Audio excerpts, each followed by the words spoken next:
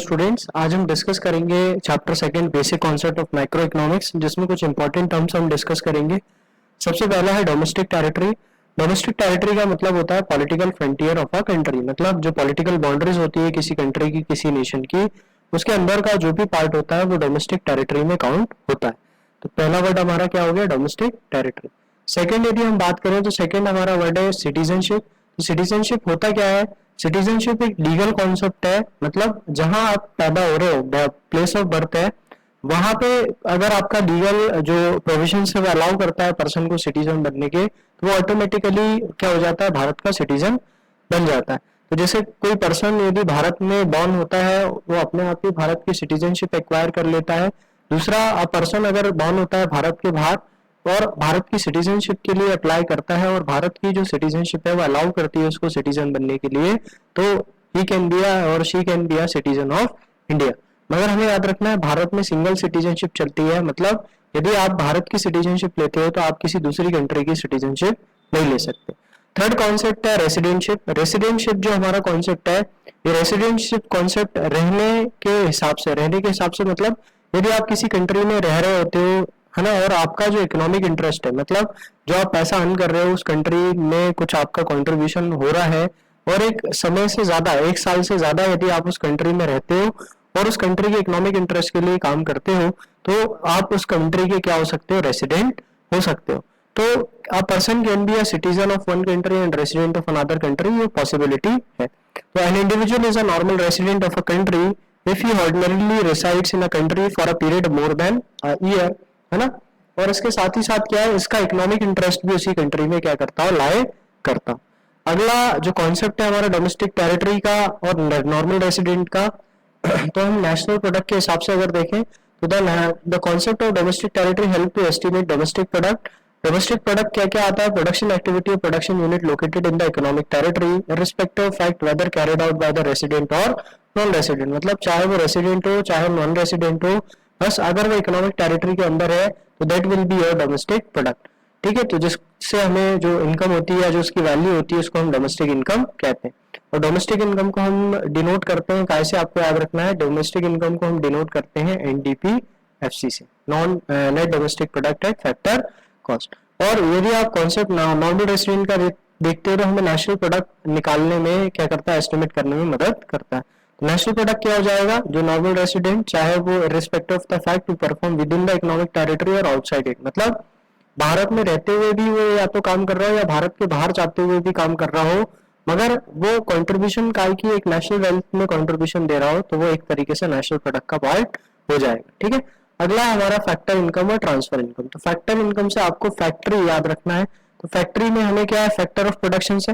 तो factor of production में जैसे सर्कुलर फ्लो में डिस्कस किया था, ये जो हम रेंडरिंग सर्विसेज, फैक्टर सर्विसेज जो हम देते हैं लैंड, लेबर, कैपिटल और एंटरप्राइजेस, उसके अगेंस्ट में हमें जो इनकम मिलती है ना, तो वो इनकम क्या मिलती है, जैसे रेंट मिलता है, वेजेस मिलता है, इंटरेस्ट मिलता है और प्रॉफिट मिलता है। तो ये जो चार चीजें होंगी ये हमारी फैक्टर इनकम का पार्ट होगी। तो फैक्टर इनकम क्या है, refers to the income received by the factor of production for rendering factor services in the production process. So factor of production are primary input which are needed to produce goods and services. They are broadly categorized into land, labor, capital and enterprise. अगला हमारा transfer income. Transfer income को हम one sided income भी या unilateral भी कहते हैं। तो यूनिलेटरल क्यों? क्योंकि ये वन साइडेड ट्रांसफर है। जैसे आपके कोई रिलेटिव्स फॉरेन में रह रहे हैं और वो फॉरेन में कोई वेल्थ अर्न करके भारत में पैसा भेज रहे हैं, that is your transfer income. मतलब आप किसी तरीके की कोई प्रोडक्टिव एक्टिविटी में इन्वॉल्व नहीं हो, फिर भी आपके पास पैसा आ रहा है, तो that is called age factor income, है ना, ट्रांसफर इनकम। तो ट्रांसफर इनकम का मतलब बोलते हैं, ट्रांसफर इनकम बोलते हैं ना। तो ट्रांसफर इनकम जनरली यूनिलैटरल होती है, वन साइडेड होती है, और हम इसको नॉट इंक्लूड करते हैं नेशनल इनकम में, क्योंकि कहीं ना कहीं नेशनल इनकम में हमें खाली production of goods and services की जो वैल्यू रिफ्लेक्ट करते हैं उन चीजों को लेना रहता है। तो ये हमारी डोमेस्टिक टेरिटरी या अब्रॉड में भी रिसीव हो सकती है।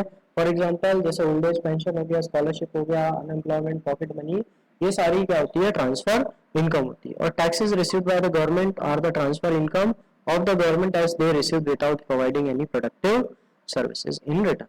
Similarly, subsidies जो गवर्नमेंट पे करती है, they are called as transfer payments.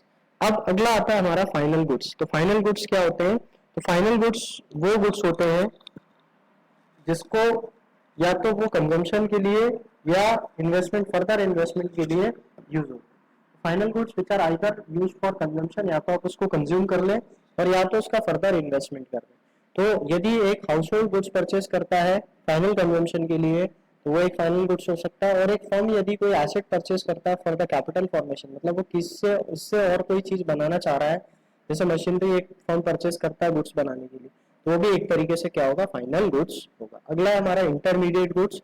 Intermediate goods क्या होते हैं, ये वो गुड्स होते हैं जो कि या तो रीसेल और या तो फर्दर प्रोडक्शन के लिए यूज होते हैं, या तो फिर रीसेल और या तो फर्दर प्रोडक्शन। मगर आपको याद ये रखना है कि इंटरमीडिएट गुड्स तभी वो कहलाएंगे जब वो किस ईयर में, सेम ईयर में या तो वो रीसेल हो जाए और या तो उनका फर्दर प्रोडक्शन हो जाए। जैसे कोई एक दुकान वाला, डेयरी शॉप वाला मिल्क खरीदता है बेचने के लिए तो वो इसका इंटरमीडिएट गुड्स होगा, या स्वीट्स बनाने के लिए कोई खरीदता है तो वो भी एक तरीके से इंटरमीडिएट प्रोडक्ट हो जाए।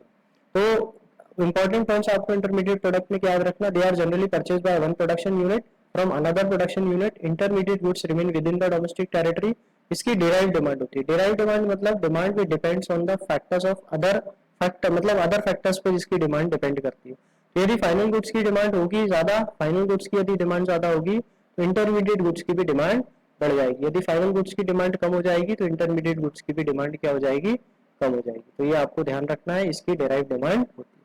इसके बाद आता है आपका ड्यूरेबल गुड्स। ड्यूरेबल गुड्स क्या होते हैं, वो गुड्स जो कि एक लंबे समय के लिए चल सकते हैं, उसको आप ड्यूरेबल गुड्स कहते हैं।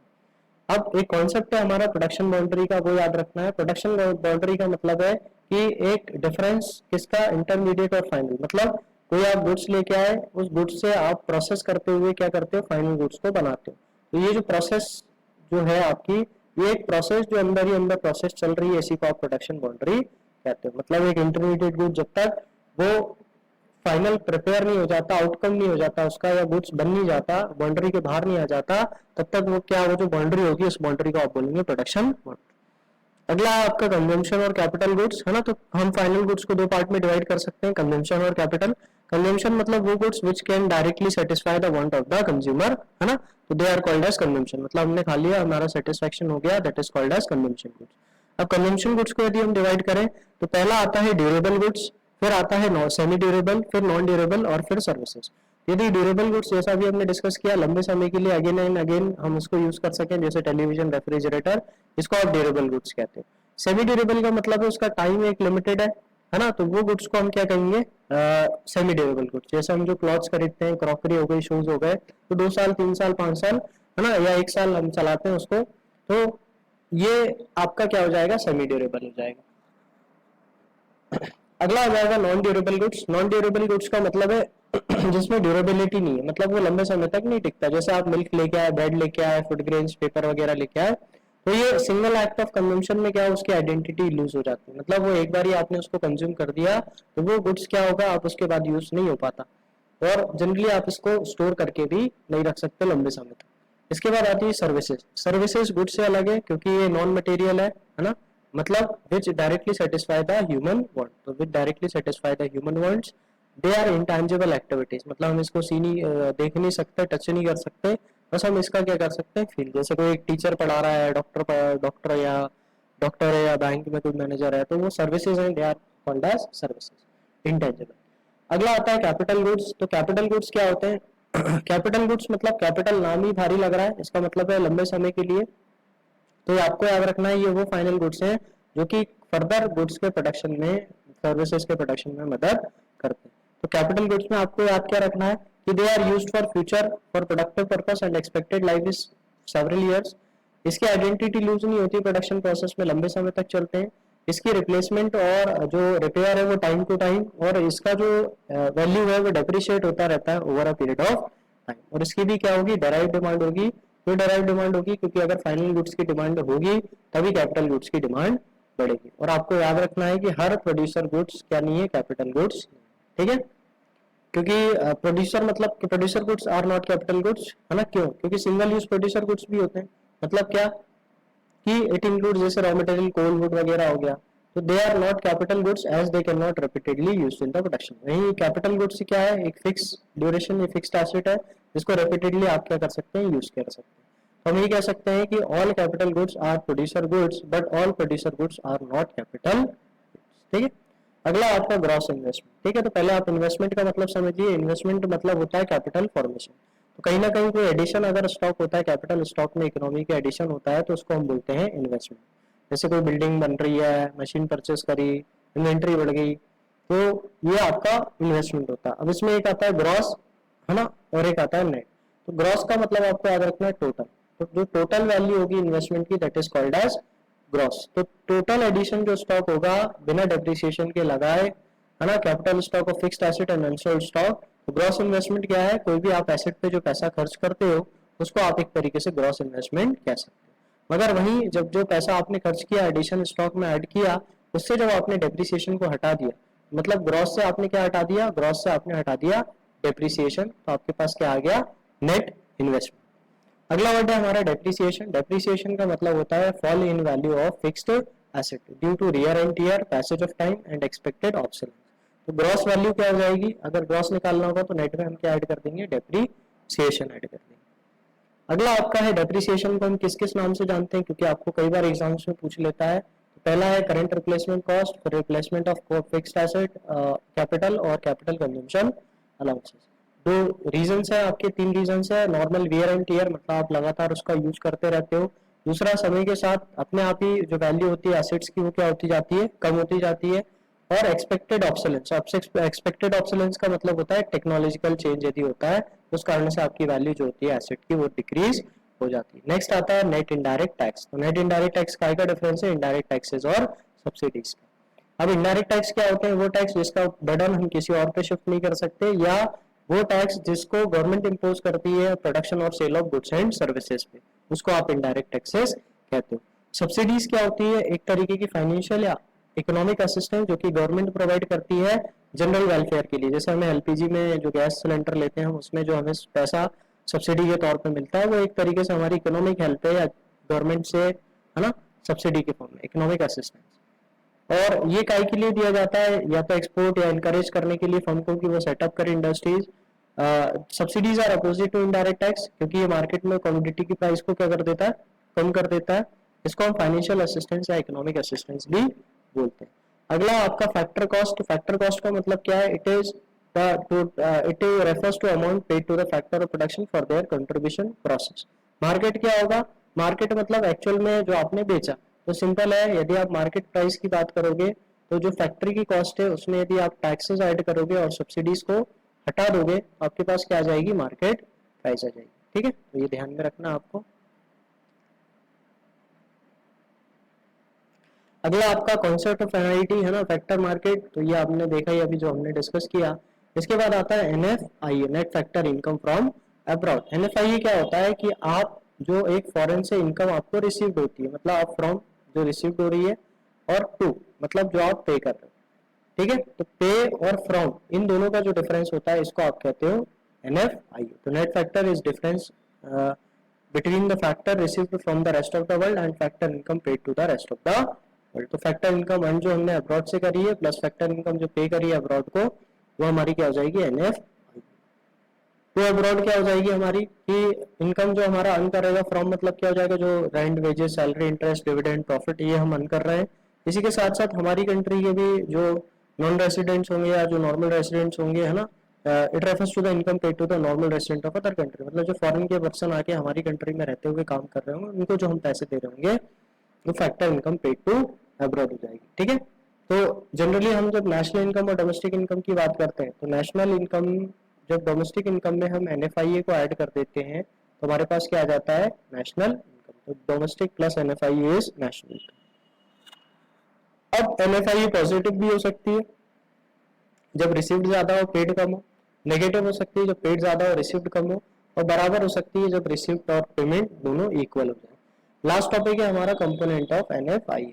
कंपोनेंट की बात करें तो सबसे पहले आता है नेट कंपनसेशन ऑफ एम्प्लॉइज, मतलब जो हमें वेजेस सैलरी मिली माइनस हमने जो वेजेस सैलरी पे करी, है ना, तो ये जो भी आपका डिफरेंस होगा ये आपका नेट कंपनसेशन ऑफ एम्प्लॉय। जो वर्कर हमारे यहाँ रहते हुए काम कर रहे हैं उनको जो हमने पे किया, हमारे वर्कर्स जो बाहर रहते हुए अर्न कर रहे हैं उनको जो पेमेंट मिला, उन दोनों का डिफरेंस होता है net compensation of employ. Second आता है net income from property and entrepreneurship. Property and entrepreneurship का मतलब क्या है कि जो हमारी बाहर फॉरेन में प्रॉपर्टीज एसेट्स हैं उन पे जो हमें रेंट, इंटरेस्ट ये प्रॉफिट मिल रहा है। साथ ही साथ हमारे यहाँ जो भारत में बाहर के लोग आके किसी तरीके की प्रॉपर्टी खरीद के रखे हुए हैं, उनको जो इंटरेस्ट, डिविडेंड और रेंट मिल रहा है, इन दोनों के डिफरेंस को हम बोलते हैं net income from property and entrepreneurship. Last in net retained earning. Net retained earning क्या होता है? ये रिटेन्ड अर्निंग सबसे पहले आप समझिए क्या होता है। रिटेन्ड अर्निंग का मतलब होता है अनडिस्ट्रीब्यूटेड प्रॉफिट, मतलब प्रॉफिट का वो पार्ट जो कि अभी डिस्ट्रीब्यूट नहीं किया है, बचा के रख लिया गया है। तो हमारी कंट्री में भी जो कंपनी ने पैसा अर्न किया होगा बाहर की, और हमारे यहाँ के जो बाहर नॉन रेसिडेंट होंगे उनने जो पैसा अर्न किया होगा, उन दोनों के डिफरेंस को हम नेट रिटेन्ड अर्निंग कहते हैं। तो तीन चीजों को मिला के बनता है net compensation of employ, income from property and entrepreneurship plus net retain. तो ये तीन चीजों को मिला के आपका क्या बनता है? एनएफआईए। और एनएफआईए क्या होता है? एनएफआईए इज, आपको सिंपल फॉर्म में याद रखना है तो याद रखें, फीफा माइनस फीटा। तो फीफा माइनस फीटा का मतलब है factor income from abroad minus factor income to abroad. तो फीफा माइनस फीटा। ठीक है, तो ये आज हमारा लेक्चर था सेकंड चैप्टर का। होप आपको अच्छा लगा होगा। यदि आप चैनल पे नए हैं तो चैनल को सब्सक्राइब करें, और इसी तरीके के और नॉलेजेबल कंटेंट के लिए आप हमसे जुड़ सकते हैं। Thank you.